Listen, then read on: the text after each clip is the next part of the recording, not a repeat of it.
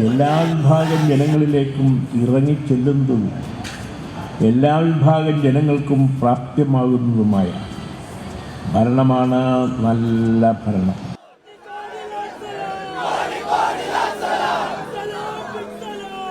V എസിന്റെ അരികോരം ചേർന്ന് നടക്കുകയാണിപ്പോൾ കേരളം. നേരത്തെ ദിലീപ് കുമാർ സൂചിപ്പിച്ച പോലെ തന്നെ ഒരിക്കൽ വി എസ് കടന്നുപോയ വഴികളാണ്. എത്രയോ പൊതുയോഗങ്ങളിൽ വി എസ് അവിടെ ആൾക്കൂട്ടത്തെ ആകർഷിച്ചിരുന്നു, ഒരു ക്രൗഡ് പുള്ളറായി മാറിയിരുന്നു. അതേ രീതിയിലൂടെ വി എസ് ഇപ്പോൾ ആലപ്പുഴയിലേക്ക് ജന്മനാട്ടിലേക്ക് മടങ്ങുകയാണ്.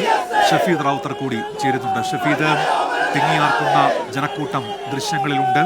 ഒരു നോക്ക് വി എസിനെ കാണാനായി എത്തിയവരാണ്. അതിൽ കുട്ടികളുണ്ട്, മുതിർന്നവരുണ്ട്, യുവാക്കൾ വി എസിനൊപ്പം നടക്കുകയാണ്. അപ്പോൾ എല്ലാ തലമുറയെയും പ്രചോദിപ്പിച്ച നേതാവായിരുന്നു വി എസ് എന്നതിന് ഈ ദൃശ്യങ്ങളാണ് സാക്ഷ്യം വഹിക്കുന്നത്. എന്തൊക്കെയാണ് വിവരങ്ങൾ ഷഫീദ്?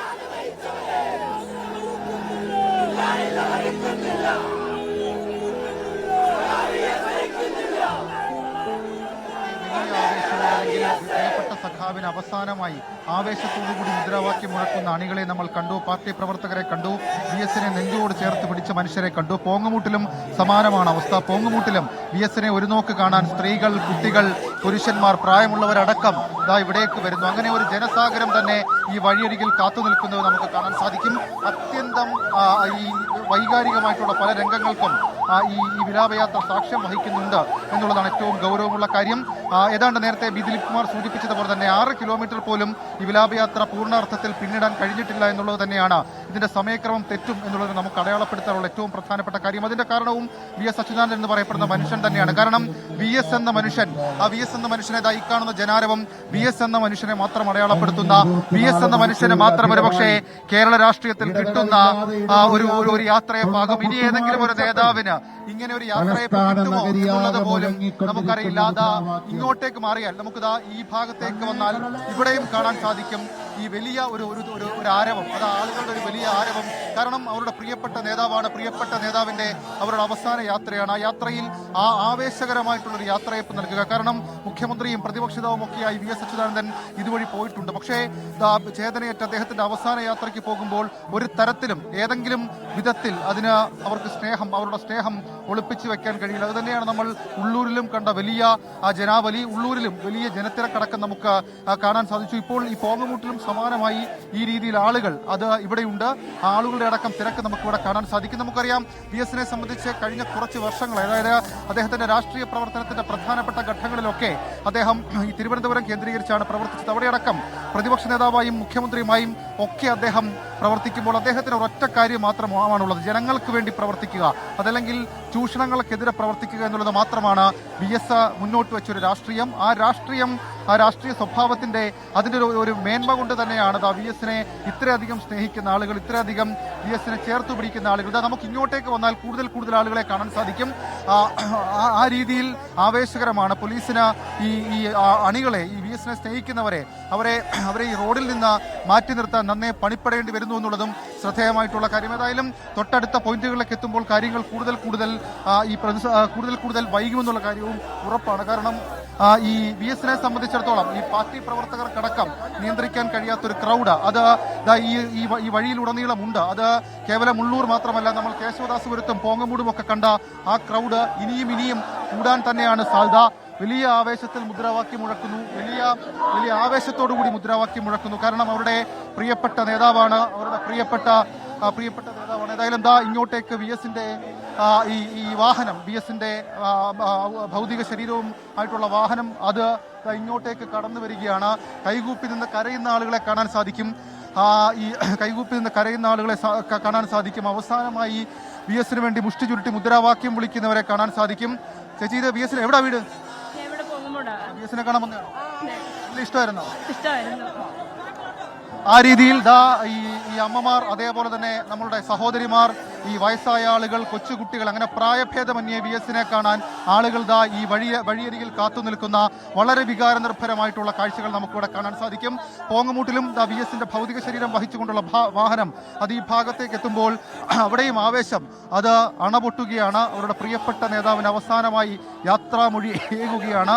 പണ്ടൊക്കെ ഒരുപക്ഷെ മുഖ്യമന്ത്രി ആയിരുന്നപ്പോഴൊക്കെ വി എസ് അച്യുതാനന്ദൻ ഇതുവഴി കടന്നു പോകുമ്പോൾ കണ്ടിട്ടുള്ളവരുണ്ടായിരുന്നിരിക്കാം. പക്ഷേ ഇനി ഒരിക്കലും ഒരു തിരിച്ചുവരവ് തിരുവനന്തപുരത്തേക്ക് വി എസിനില്ല. ഒരു ഒരു 6 വർഷത്തെ ഇടവേള അത് വി എസിന്റെ രാഷ്ട്രീയ ജീവിതത്തിൽ ഉണ്ടായി. 2019 പക്ഷാഘാതം പിടിപെട്ടതിന് ശേഷം. പക്ഷേ ഇന്നലെ വി എസ് മരിച്ചു എന്ന് അറിഞ്ഞതിന് ശേഷം തിരുവനന്തപുരം നഗരത്തിൽ ഉയർന്ന മുദ്രാവാക്യങ്ങൾക്ക് ഏതെങ്കിലും തരത്തിൽ ശക്തിക്കുറവുണ്ടായിരുന്നില്ല. കാരണം അവർ കണ്ണേ കരളെ വി എസ് എന്നതിനപ്പുറത്തേക്ക് പോരാളികളുടെ പോരാളി, ഞങ്ങളുടെ നെഞ്ചിലെ ചെന്താരകമേ എന്നൊക്കെ പറഞ്ഞു വിളിക്കുന്ന, കാടും മലയും കയറിയ വി എസ് എന്ന് ആർത്തു വിളിച്ച ഒരു വലിയ ജനാവലിയാണ് കഴിഞ്ഞ മണിക്കൂറുകളിലൊക്കെ നമ്മൾ കണ്ടത്. ഇന്നലെ വൈകിട്ട് പട്ടം SUT ആശുപത്രിയുടെ മുൻപിൽ നിന്ന് ഉയർന്ന മുദ്രാവാക്യം അത് AKG പഠന ഗവേഷണ കേന്ദ്രവും കഴിഞ്ഞ് വേലിക്കകത്തെ വീടും കഴിഞ്ഞ് ദർബാർ ഹാളും കടന്നു, ഒരു രാത്രിയും കഴിഞ്ഞ് ഒരു പകലും കഴിഞ്ഞത്, അങ്ങനെ ഒരു ജനസാഗരമായ മുദ്രാവാക്യം, സ്വയം മുദ്രാവാക്യമായി മാറിയ ഒരു മനുഷ്യന് വേണ്ടി അവസാന മുദ്രാവാക്യം നമുക്ക് കാണാൻ സാധിക്കും. ഇവിടെ കൂടിയിരിക്കുന്ന അമ്മമാരുടെ കണ്ണീരണിയുന്ന അമ്മമാരുണ്ട്.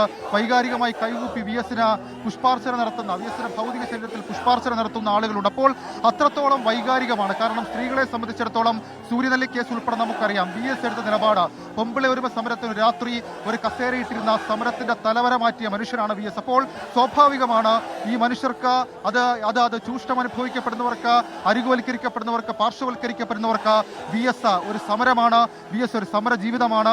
ആ സമര ജീവിതത്തിന്റെ അവസാന യാത്രയപ്പാണ് വി എസ്. അദ്ദേഹത്തിന്റെ ആത്മകഥ തന്നെ പറയുന്നത് പോലെ നമുക്കറിയാം അത്രത്തോളം സമരമാണ്. വൈകാരികമായിട്ടുള്ള മുദ്രാവാക്യം വിളികൾ ഉണ്ടാകും, ചങ്ക് പൊട്ടി മുദ്രാവാക്യം വിളിക്കും. അതിന് ഏതെങ്കിലും തരത്തിൽ അവരുടെ മറ്റേതെങ്കിലും വ്യത്യാസം നമുക്ക് കാണാൻ സാധിക്കില്ല. കാരണം അത്രത്തോളം വൈകാരികം, സമരം തന്നെ ജീവിതം എന്നുള്ളതായിരുന്നു വി എസ് അച്യുതാനന്ദന്റെ ആത്മകഥയുടെ പേര്. ഏത് നിലയ്ക്കും അത് അന്വർത്ഥമാണ്. അവസാന യാത്രയിലും നമുക്കറിയാം പുന്നപ്പുറ പറവൂർ വെന്തലത്തറ വീട്ടിൽ ശങ്കരന്റെയും അക്കമ്മ എന്ന് വിളിക്കുന്ന കാർത്യായനിയുടെയും മകനായി ജനിച്ചതിന് ശേഷം വി എസ് നടത്തിയ ജീവിത പോരാട്ടങ്ങൾ, ജീവിത സമരങ്ങൾ, ജീവിത പ്രതിസന്ധികളെ നേരിട്ട വിധമൊക്കെ നമുക്കറിയാം. സമാനതകളില്ലാത്ത സഹനത്തിന്റെയും സമരത്തിന്റെയും ജീവിതം, പ്രതിസന്ധികളുടെ മുന്നിൽ വകവയ്ക്കാതെ നെഞ്ചുറപ്പോടെ പൊരുതി വളർന്ന വി എസ് തൊഴിലാളികളുടെ പ്രിയപ്പെട്ട സഖാവാണ്, വേദനിക്കുന്നവരുടെ പ്രിയപ്പെട്ട സഖാവാണ്, അവരുടെ പ്രിയപ്പെട്ട മനുഷ്യരാണ്. നമുക്കിതാ ഈ ദൃശ്യങ്ങളിലൊക്കെ വി എസിനെ ഒരു നോക്ക് കാണാൻ തടിച്ചുകൂടി നിൽക്കുന്ന മനുഷ്യരെ കാണാൻ സാധിക്കും. ഒരൊറ്റ പ്രാവശ്യം തങ്ങളുടെ പ്രിയപ്പെട്ട സഖാവിനെ ഒന്ന് അടുത്ത് കണ്ടാൽ, അവസാന യാത്രാമൊഴിയേകിയാൽ അതിനുവേണ്ടി മണിക്കൂറുകളായി കാത്തു നിൽക്കുന്ന ആളുകളടക്കം നമുക്കിവിടെ ദൃശ്യങ്ങളിൽ കാണാൻ സാധിക്കും. അങ്ങനെ കേരളം കണ്ട കേരളമല്ല ഇന്ത്യ കണ്ട, ലോകം കണ്ട ഏറ്റവും വലിയ കമ്മ്യൂണിസ്റ്റിന്, അല്ലെങ്കിൽ ഏറ്റവും വൈകാരികമായി മനുഷ്യനോട് അടുപ്പം സൂക്ഷിച്ചിരുന്ന കമ്മ്യൂണിസ്റ്റിന് അവസാന യാത്രാമൊഴിയേകുകയാണ്. നമുക്കറിയാം വി എസ് പിന്നീട് നടത്തിയ ജീവിത സമരങ്ങളെക്കുറിച്ച് നമുക്കറിയാം.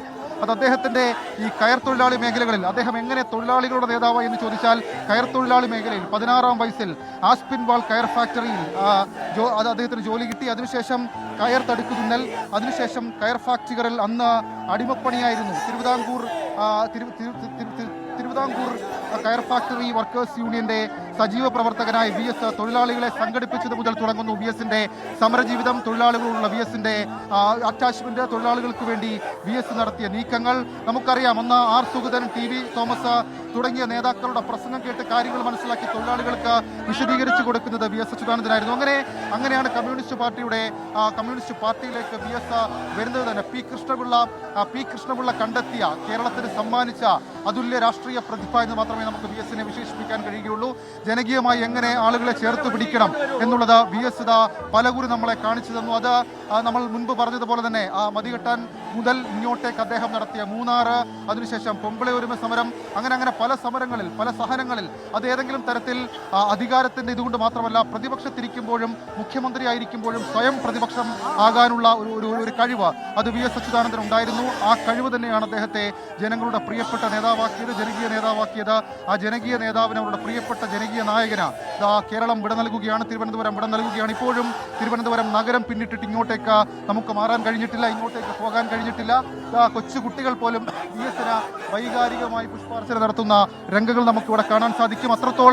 അത്രത്തോളം ഒരുപക്ഷെ ഈ തലമുറയ്ക്ക്, പുതിയ തലമുറയ്ക്ക് വി എസിനെ അടുത്തറിയില്ലെങ്കിലും, പക്ഷേ ഈ കഴിഞ്ഞൊരു 6 വർഷത്തെ ഇടവേള ഉണ്ടായിരുന്നുവെങ്കിലും വി എസ് എന്ന് പറയപ്പെടുന്ന രണ്ടക്ഷരം, വി എസ് എന്ന് പറയപ്പെടുന്ന വികാരം അത് കേരളത്തിൽ എത്രത്തോളം കേരളത്തിലെ ജനകീയമാക്കി, അതല്ലെങ്കിൽ ജനകീയ സമരങ്ങളിൽ അദ്ദേഹം എടുത്ത നിലപാടുകൾ എത്രത്തോളം അദ്ദേഹത്തെ ജനകീയനാക്കി, എത്രത്തോളം പ്രിയപ്പെട്ടവനാക്കി എന്നതിന്റെ തെളിവാണ് വൈകാരികമായിട്ടുള്ള വി എസിന് വേണ്ടിയിട്ടുള്ള ഈ മുദ്രാവാക്യം വിളി, വി എസിന് വേണ്ടിയിട്ടുള്ള ഈ പുഷ്പാർച്ചനകൾ, ആളുകൾ ഇങ്ങനെ വഴിയോരത്ത് കാത്തു നിൽക്കുന്ന കാര്യങ്ങൾ. അങ്ങനെ വി എസിനെ സംബന്ധിച്ചിടത്തോളം വി എസ് എന്താണ് കേരളത്തിന് നൽകിയത്, അത് കേരളം മടക്കി നൽകുന്ന അതിവൈകാരിക സ്വാഭാവികമായ ഒരു കാഴ്ച കൂടി നമുക്ക് ഈ ദൃശ്യങ്ങളിൽ കാണാൻ സാധിക്കും. പോങ്ങമൂട് ജംഗ്ഷൻ പിന്നിട്ടിരിക്കുന്നു. ഇനി പോകുന്നത് ശ്രീകാര്യത്തേക്കാണ്. പാർട്ടിയെ സംബന്ധിച്ച് പാർട്ടിയുടെ ഏറ്റവും പ്രധാനപ്പെട്ട കേന്ദ്രങ്ങളിലൊന്ന്, തിരുവനന്തപുരം നഗരത്തിലെ ഏറ്റവും പ്രധാനപ്പെട്ട കേന്ദ്രങ്ങളിലൊന്നാണ് ശ്രീകാര്യം. അവിടെയും നമ്മൾ ഉള്ളൂരിൽ കണ്ടതുപോലെ സമാനമായിട്ടുള്ള ജനത്തിരക്കുണ്ടാകും. VS-നെ അവസാനമായി ഒരു നോക്ക് കാണാൻ വലിയ ആൾക്കൂട്ടമുണ്ടാകും. ഇപ്പോൾ നമുക്ക് ആ ദൃശ്യങ്ങളിൽ കാണാൻ സാധിക്കും. ആളുകളുടെ നീണ്ട ക്യൂവിനെയും പിന്നിട്ട് അവരുടെ പ്രിയപ്പെട്ട നേതാവ് അദ്ദേഹത്തിന്റെ അവസാന യാത്ര തുടരുകയാണ്. ഏറെ വൈകാരികമാണ് ഈ രംഗങ്ങൾ. ഏറെ വൈകാരികമെന്ന് പറഞ്ഞാൽ അത്രത്തോളം വൈകാരികമായ രംഗങ്ങളിലൂടെ VS-ന്റെ അവസാന യാത്ര തിരുവനന്തപുരം നഗരത്തിൽ കടന്നുപോകുന്നു. യാത്ര തുടങ്ങി ഏതാണ്ട് 6 മണിക്കൂർ പിന്നിടുന്നു, ഏതാണ്ട് 3 മണിക്കൂറിലധികം പിന്നിടുന്നു.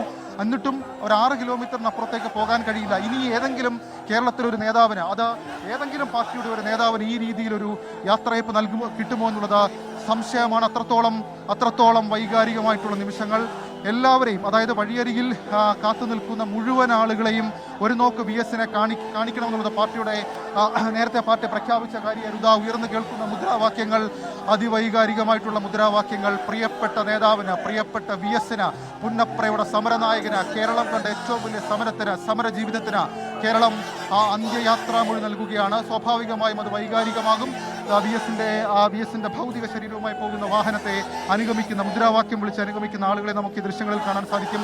അത്രത്തോളം വൈകാരികമാണ്. ഞാൻ മുൻപ് സൂചിപ്പിച്ചതുപോലെ ഇനി ശ്രീകാര്യത്തേക്കാണ്. ശ്രീകാര്യം ഒരു ഇടത് കോട്ടയാണ്. സ്വാഭാവികമായും അവിടെ വലിയ രീതിയിലുള്ള ആൾക്കൂട്ടമുണ്ടാകും, വലിയ രീതിയിലുള്ള മുദ്രാവാക്യം വിളികൾ ഉണ്ടാകും. നേരത്തെ ഞാൻ സൂചിപ്പിച്ചു VS എങ്ങനെയാണ് കേരളത്തിന്റെ രാഷ്ട്രീയ ചരിത്രത്തിൽ അത് ഈ രീതിയിൽ ജനങ്ങളുടെ മനസ്സിലേക്കൊക്കെ ഇടം പിടിക്കുന്നത്. ഒരു പക്ഷേ നമുക്കറിയാം, ഉമ്മൻചാണ്ടി, VS അച്യുതാനന്ദൻ ഈ രണ്ടും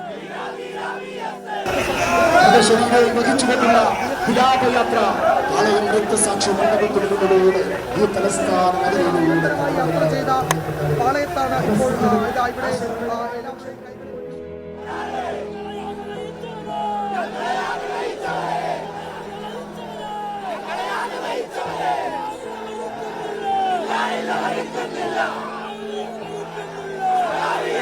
ഇപ്പോൾ ഇവിടെ പറയുന്നത് അഴിമതിരഹിതമായ ഒരു ഭരണമായിരിക്കും ഞങ്ങൾ കാഴ്ചവെക്കുന്നത് എന്നാണ്.